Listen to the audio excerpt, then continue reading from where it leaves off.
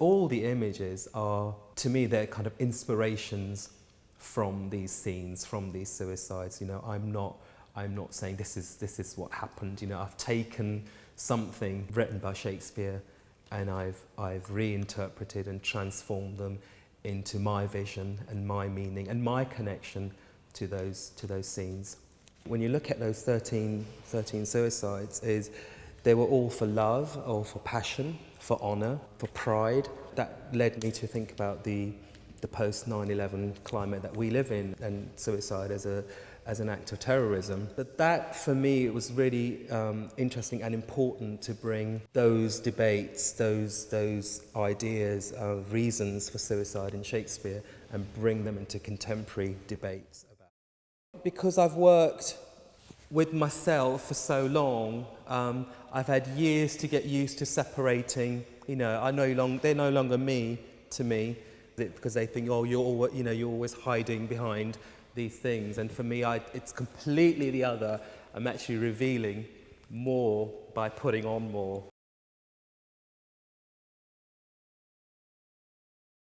This image, which is Mark Antony, because he's such a powerful character and because the costume is actually very powerful. So I wanted to just kind of down that and make it a little bit more vulnerable, and rather putting him, you know, behind, say, iron or something texturally kind of stony, I thought the cobweb was a really nice kind of makes him slightly more vulnerable. When I was thinking about Mark Antony's costume, at the same simultaneously I was thinking about Cleopatra's costume. And when I was looking at pieces for Cleopatra, I was thinking, well, how does that connect with the Mark Antony? So I already knew that, you know, at some point there would be a crossover between some of the images, and I think those two in particular work really well. On Mark Antony, there's a peacock feather in his headdress, and obviously when you look at Cleopatra, she has a shawl completely draped in peacock feathers. They've both got this kind of gold, this kind of very rich, warm tones where there's a lot of gold on the costume. So you can make those kind of visual references, those visual connections, because there's been so much about Cleopatra and about, you know, what Cleopatra looked like and this famous beauty, and you know, she wasn't Liz Taylor, she wasn't Claudette Colbert. There aren't actually many images of Cleopatra as an African woman, so I thought that was not only interesting but really important to kind of get some of that into this image. I wanted this image to be the biggest, and you know, she's the queen. And if you notice, there are only two colours on this one image, and that's green and gold. The gold because, you know, it's just gold. I mean, to me, Cleopatra is just one big gold person. Green for the poison, envy, you know, all the kind of symbolic meanings of green. And that's what the green staining is. It's kind of this kind of dispersing poison all over beyond her body, and, you know, all over the gold as well.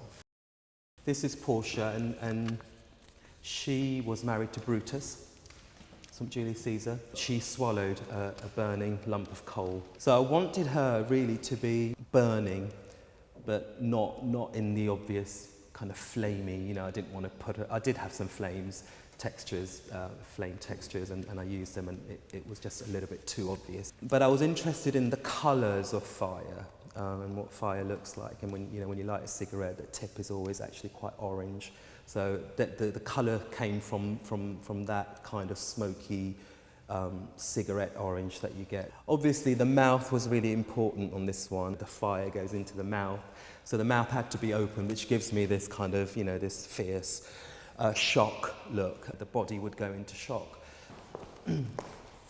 So this is Brutus, and if you notice the lion's head on Brutus's shin guard, part of his costume, is repeated on the image of Portia on her headdress. I did look at a lot of images of representations of Brutus. There's always some angel wings, or there's an angel looking over him or looking after him, or just entering the image. I thought it was a very important part of Brutus, and I couldn't do it without a version of an angel or a wing. If you look at the top, that's where the feathers come in, so there's another presence of somebody else. Again, the drama here is in the stained costume, where you can see the blood, and texturally, actually, this was one of the simple ones. I did try lots of layers on this one, and it was just not needed. This is Juliet. I wanted to keep Romeo and Juliet as pure. If white is pure, you know, I wanted them to be very white and very pure. And I wanted to use this kind of Italian marble, which I found at the British Museum. The idea was they would morph into the marble, into this pure kind of surface. I love the way the marble, the stone actually becomes the dress.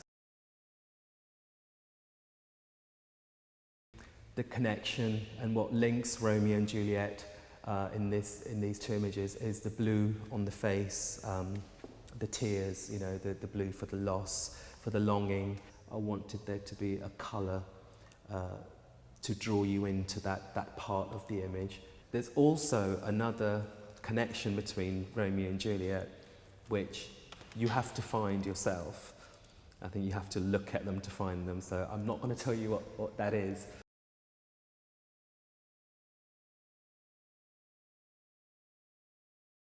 This is Othello.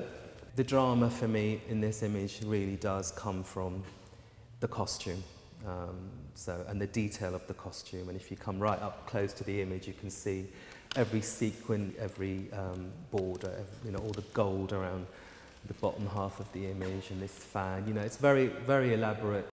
Othello's another character who's been represented as being this kind of strange, exotic, other. Very interesting subject for me to say, well, what do I bring to this now? And actually, I don't really need to bring anything because it's me as who I am. So I already kind of am making a dialogue about exotica, about me perceived as an exotic creature in the Western culture already. So that dialogue, not only is it happening in this particular image, but that's something I'm engaged with throughout my practice. There was something quite disturbing about lilac and green together, kind of work together in a very strange way, which is good news for me because I wanted the image to create a sense of uneasiness, a sense of not quite connected, you know, which is what Othello is. He's an outsider, he doesn't quite blend. So Eros is from Antony and Cleopatra. Very simple, very humble. I think that was part of the thing because he was Mark Antony's servant. Like Brutus, I thought when I first saw the base image of Eros, I thought there was so much going on that I didn't really need to complicate it too much. And I can reveal that this is actually only one layer of texture. There's nothing else on Eros. So this is Cassius from Julius Caesar. Cassius is a very cold, conniving, manipulative character. He's kind of hard, and I wanted this image to be just hard. I didn't want any soft lines. All his cunning plans had been found, and before they could come and get him and capture him, you know, he took his own life. A sense of pride, you know, suicide for pride, to save face. Goneril appears in King Lear, and she's a very evil character. I wanted her to look incredibly strong and incredibly fierce. We decided that she should have something very typically fairy tale, kind of Snow Queen type of appearance. I thought the blood was really important in her story, and I thought she should have that somehow visually on her, stained. So I wanted her to be stained with this blood, and some of the blood you can see on this underskirt, on this mesh, is darker because it's dried, and some of it's still very fresh. It's where Goneril is in the last scene almost. It's kind of that moment. This is Ophelia from Hamlet. Ophelia is probably a very popular character for visual artists to represent. There's lots of illustrations of Ophelia's death, Miles being the most famous one. All the images of Ophelia are actually very sensual. It's kind of half-closed eyes and, you know, this kind of surrendering, and they didn't quite reflect the text because the text is quite violent and quite disturbing. I wanted my Ophelia to look the viewer, the spectator, straight in the eyes. Hopefully you'll get that sense of actually looking into a pool of water and seeing a body in there looking right back at you. Timon was very disillusioned by life. in the play, and he goes into the wilderness. Visually, I just saw this body covered in stones and earth, and just being this kind of outline of him as part of this landscape or this surface where he's lying dead. And the reason why he's in this part of the room is also because it's in isolation. And the reason he's upside down is because I wanted to reinforce that idea of going back in the earth. So he's descending, whereas Lady Macbeth is ascending. Even though this image is crumbling and it's decaying, when you look close up, there's these kind of tiny little green shoots, these little buds, and to me that's kind of about hope. So it's not all about this kind of macabre, dark, dying, decaying body. We come to Lady Macbeth. I was interested in Lady Macbeth's madness.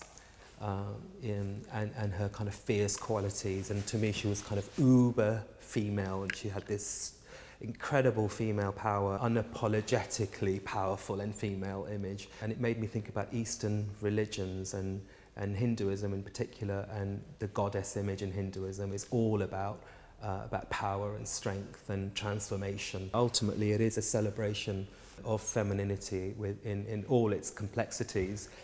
And I wanted the image to be that, complex, slightly crazy, slightly mad, iconic. There was the whole thing about traditional Christian belief. You weren't given proper burial grounds, certainly in Shakespeare's time, if you committed suicide. I wanted to kind of challenge that tradition, that idea, and place her in heaven. Everyone will find some kind of difficulty, therefore try and find a way to resolve that difficulty, and probably want to go back to the text to purely to kind of bring in some kind of connection or justification for an image like this. And I think that's absolutely fine. I think that's what the work should do.